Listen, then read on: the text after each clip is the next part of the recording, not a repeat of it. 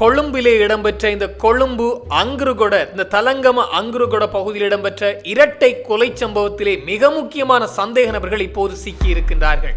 அதிலும் கைது செய்யப்பட்ட 2 சகோதரர்களிடம் நடத்தப்பட்ட விசாரணைகளிலே யார் யார் இந்த கொலைக்கு உடந்தையாக இருந்தார், யார் யாரெல்லாம் பின்புலத்திலே இருந்தார்கள் என்ற உண்மைகளை இப்போது அவர்கள் உளறி இருக்கின்றார்கள். தீவிர நடவடிக்கைகளையும் இப்போது போலீசார் மேற்கொண்டு வருகின்றார்கள். மேலும் ஜனாதிபதி அனுரகுமார் திசாநாயக்க இன்றைய தினம் சற்று முன்னர் இந்தியாவுக்கான பயணத்தை மேற்கொண்டிருக்கின்றார். திடீரென இந்த பயணம் அமைந்திருக்கின்றதற்கான காரணம், இந்தியாவுடைய பிரதமர் நரேந்திர மோடியினுடைய அழைப்பை ஏற்று நீங்கள் இங்கே வாருங்கள் ஒரு மாநாட்டுக்கு என்று அழைப்பு விடுத்திருந்தாராம். அதற்கிணங்க ஜனாதிபதி அனுரகுமார் திசாநாயக்கவும் இப்போது இந்தியா புதுடில்லிக்கான பயணத்தை மேற்கொண்டிருக்கின்றார். இந்த விடயங்கள் பற்றி தான் இந்த தொகுப்பினூடாக முழுமையாக பேசப் போகின்றோம். அன்புறவுகளில் ஒருக்குமே வணக்கம். இந்த கொழும்பு தலங்கம அங்குரகொடை பகுதி, இந்த அங்குரேகொட பகுதியிலே இடம்பெற்ற துப்பாக்கி சூட்டு, அதுவும் இந்த பல்பொருள் அங்காடிக்கு முன்னால் இடம்பெற்ற இந்த இரட்டை கொலை சம்பவம், அதுவும் வாகனத்திற்குள்ளே வைத்து மல்லவாராட்சி என்று சொல்லப்படுகின்ற சட்டத்தரணி மற்றும் அவருடைய மனைவி சுட்டுக் கொல்லப்பட்ட விடயம் சார்ந்து மிக பெரும் அதிர்வலைகள் இலங்கையில் ஏற்பட்டிருந்தது. இதற்காக 10 போலீஸ் குழுக்கள் அமைக்கப்பட்டு தீவிர விசாரணைகளும் நடத்தப்பட்டு வந்தது. இந்த போலீஸ் குழுக்கள் இப்போது மிக முக்கியமான சந்தேக நபர்களை அடைந்து விட்டார்கள், அல்லது மிக முக்கியமான சந்தேக நபர்கள் யார் என்பதை கண்டுபிடித்து விட்டார்களாம். அதற்கு முன்னர் 2 சகோதரர்களும் கைது செய்யப்பட்டிருந்தார்கள். அவர்கள் தொடர்பான விடயங்களையும் இந்த தொகுப்பிலே தொகுத்து வழங்குகின்றேன். இதிலே மிக முக்கியமான விடயம், இந்த துப்பாக்கிச் சூட்டு சம்பவத்தை மையமாக கொண்டு தென்னிலங்கை அரசியல் கொஞ்சம் ஆட்டம் காண ஆரம்பித்திருந்தது. இதற்கு குறிப்பான காரணம், எதிர்க்கட்சிகள் எல்லாமே இந்த அனுர அரசின் மீது கடுமையாக விமர்சனங்களை அள்ளி வீச ஆரம்பித்திருந்தது. குறிப்பாக இந்த கொலைக்கு மிக முக்கியமான காரணமே இந்த அனுர தலைமையிலான அரசுதான் என்ற அடிப்படையிலே குற்றங்களை சுமத்தி இருந்தார்கள். இதற்கு காரணம், அனுரகுமார் திசாநாயக்கனுடைய வீடும் இந்த தலங்கம பகுதி, அதாவது இந்த துப்பாக்கிச்சூடு இடம்பெற்ற பகுதிக்கு அருகாமையிலே தான் இருக்கின்றதாம். எனவே அந்த பகுதியிலே ஒரு 500 மீட்டரிலே ஒரு ராணுவ முகாம் ஒன்றும் இருக்கின்றது என்று சொல்லப்படுகிறது. அப்படி இருந்தும் இந்த கொலை சம்பவம் இடம்பெறுகின்றது என்றால் இலங்கையினுடைய தேசிய பாதுகாப்பு மிக மிக ஆபத்தை நோக்கி நகர்ந்திருக்கின்றது என்ற அடிப்படையிலே தான் எதிர்க்கட்சிகள், குறிப்பாக நாமல் ராஜபக்ச, அதோடு சஜித் பிரேமதாச, சாகர காரியவசம், ஸ்ரீலங்கா பொதுஜன பெரமுன மஹிந்தவனுடைய மொட்டு கட்சியினுடைய பொதுச் செயலாளர் சாகர காரியவசம், ஐக்கிய தேசிய கட்சி வெளியிட்ட அறிக்கை, இப்படியாக எல்லா விடயங்களுமே இந்த அரசாங்கம் தான் இந்த கொலைக்கு முழு பொறுப்பு என்ற அடிப்படையிலான திணிப்பை செய்திருந்தார்கள். அப்படி இருக்கின்ற போதுதான் தீவிர நடவடிக்கைகள் மேற்கொள்ளப்பட்டிருந்தது. இந்த கொலை சம்பவம் தொடர்பாக பொலிஸ்மா அதிபரே நேரடியாகவே இறங்கிவிட்டார். அதாவது பொலிஸ்மா அதிபர் பிரியந்த வீரசூரியனுடைய மேற்பார்வையிலே தான் 10 குழுக்கள் அமைக்கப்பட்டு தீவிர தேடுதல்கள் நடத்தப்பட்டு வந்த போது நேற்றைய தினம் 2 பேர் கைது செய்யப்பட்டிருக்கின்றார்கள். கவிஸ்க மற்றும் கோகுல என்று சொல்லப்படுகின்ற, கவிஸ்க 20 வயது, கோகுல என்று சொல்லப்படுகின்றவர்கள் 27 வயது, நவகமுவ பகுதியைச் சேர்ந்த இந்த 2 பேரும் கொட்டாவ பகுதியிலே வைத்து கைது செய்யப்பட்டிருக்கின்றார்கள். இவர்கள் 2 பேரும் சகோதரர்கள் என்ற விடயம் வெளிவந்திருக்கின்றது. ஏன் எதற்காக இவர்கள் கைது செய்யப்பட்டார்கள் என்றால், இந்த துப்பாக்கிச்சூடு நடைபெற்ற போது அந்த இடத்திற்கு ஒரு கார் வந்து சென்றிருக்கின்றது, ஒரு கருப்பு நிற கார். அந்த கார் இந்த 2 சகோதரர்களும் பயணித்துக் கொண்டு இந்த கொட்டாவ பகுதியிலே வாடகைக்காரன், கொட்டாவ பகுதியில் இருக்கின்ற ஒரு நிறுவனத்தினுடைய வாடகை காராம் அது. அந்த காரை கொடுப்பதற்கு சென்ற போது போலீசார் மடக்கி பிடித்திருக்கின்றார்கள் இந்த கவிஸ்க மற்றும் கோகுல என்று சொல்லப்படுகின்ற சகோதரர்களை. இவர்களை மடக்கி பிடித்து நடத்தப்பட்ட நேற்றைய தினம் கைது இடம்பெற்றிருந்தது. இவர்களிடம் நடத்தப்பட்ட விசாரணைகளிலே பல உண்மைகளை அல்லது அத்தனையும் கக்கி விட்டார்களாம் இந்த 2 பேரும். இவர்கள் சொன்ன உண்மைகளின்படி இப்போது வெளியாகி இருக்கின்ற செய்திகளின்படி பார்க்கின்ற போது இந்த கொலை இடம்பெறுவதற்கு முன்னர் உளவு பார்க்கப்பட்டிருக்கின்றது இந்த 2 பேரினாலும். இந்த கொலை இடம்பெறுவதற்கு அல்லது இந்த கொலையை செய்வதற்கு உத்தரவிட்டது வெளிநாட்டிலே தலைமுறைவாக இருக்கின்ற பாதாள உலக குழுவைச் சேர்ந்த 2 நபர்களாம். அதிலே ஒருவர் தான் மதுசங்க என்று சொல்லப்படுகின்ற டுட்டு. இந்த பெயர் கொஞ்சம் புதிதாக இருக்கின்றது.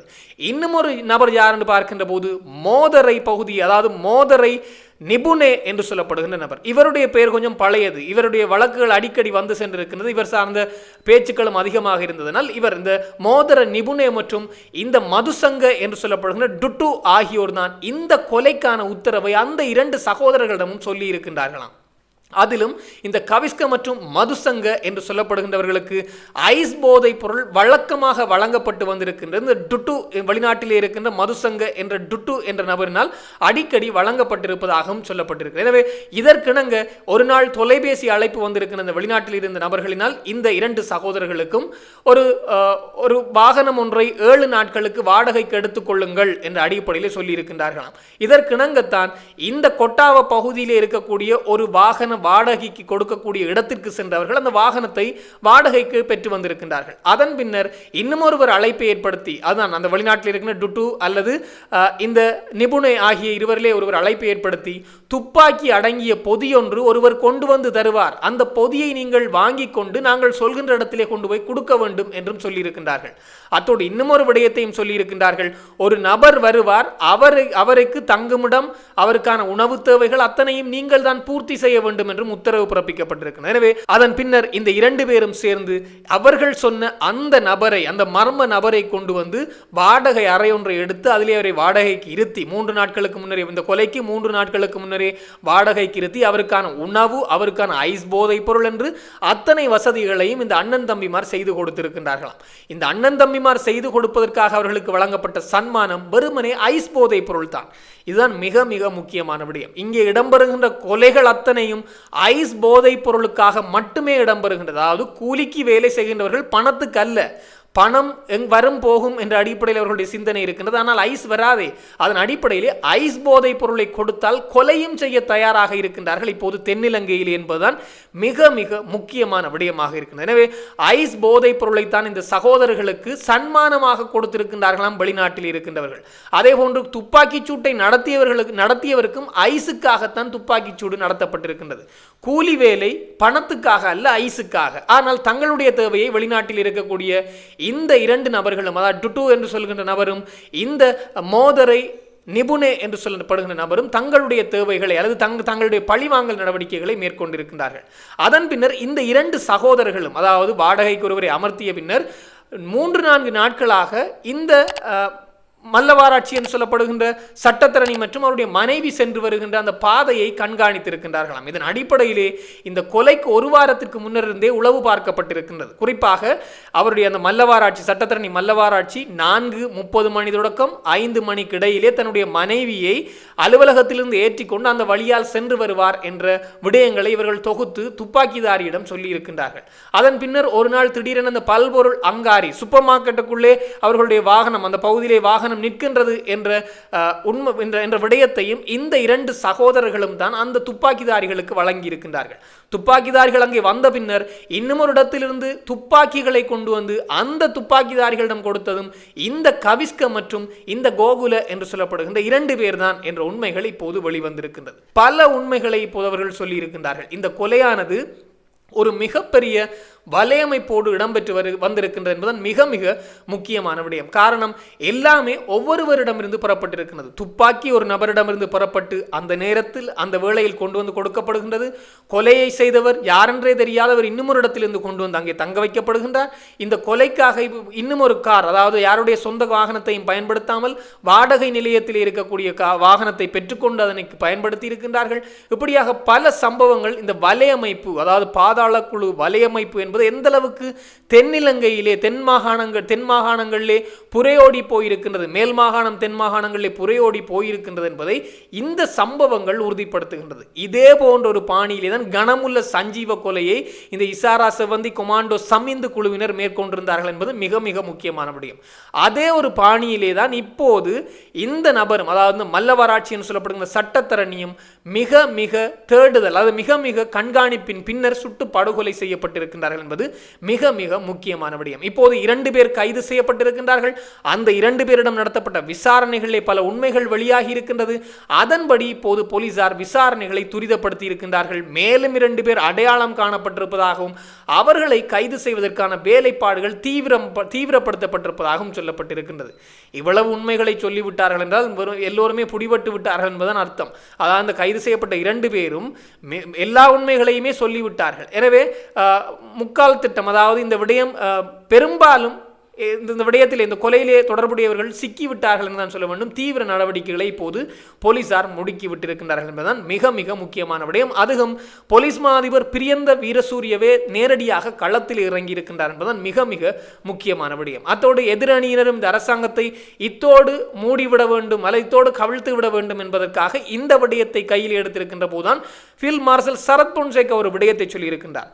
இந்த அரசாங்கத்தை எதிர்க்கட்சிகள் தங்களுடைய சுயலாபத்திற்காக அரசியல் நோக்கத்திற்காகத்தான் இந்த கருத்துக்களை சேறு பூசல்களை செய்து வருகின்றார்கள். மாறாக இங்கே இலங்கையிலே தேசிய பாதுகாப்பு கொண்டும் எந்தவித ஆபத்தும் ஏற்படவில்லை. தேசிய பாதுகாப்பு என்பது சரியாகத்தான் இருக்கின்றது. ஆனால் பாதாள உலகக்குழு செயற்பாடுகள் என்பது நாளாந்தம், அதாவது இதற்கு முன்னரும் நடந்து கொண்டிருக்கின்றது, இப்போதும் நடந்து வருகின்ற ஒன்றாகவே இருக்கின்றது.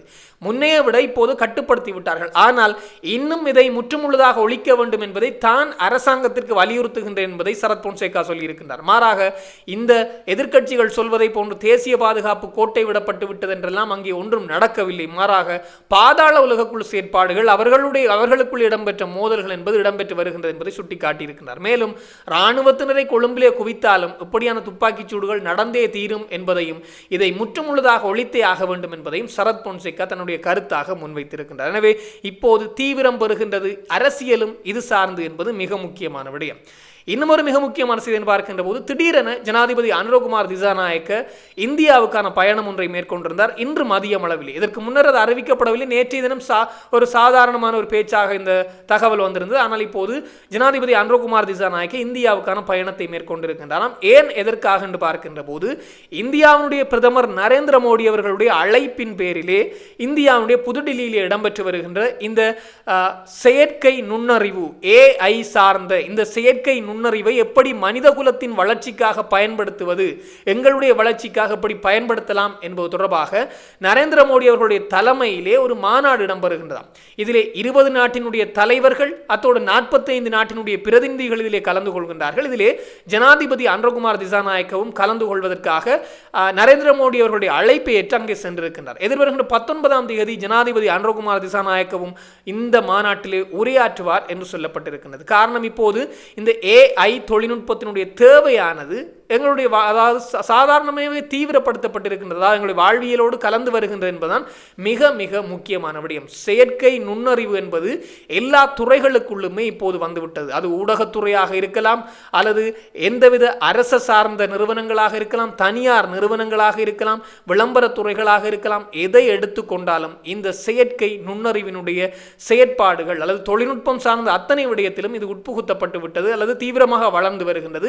இவற்றினை எப்படி எங்களுடைய நன்மைகளுக்காக கையாள்வது என்பது தொடர்பாகத்தான் இந்த மாநாடு இடம்பெறுகின்றதாம். இதிலே கலந்து கொள்வதற்காக ஜனாதிபதியும் பயணித்திருக்கின்றார். இது தொடர்பாக இன்னும் பல தகவல்கள் வருகின்ற போது உடனுக்குடன் தெளிவுபடுத்த நானும் தயாராக இருக்கிறேன். இன்னும் ஒரு தொகுப்போடு சந்திக்கலாம். உங்களிடம் விடைபெறும் நான் என்றும் உங்கள் அன்பின் ஈழன். வணக்கம்.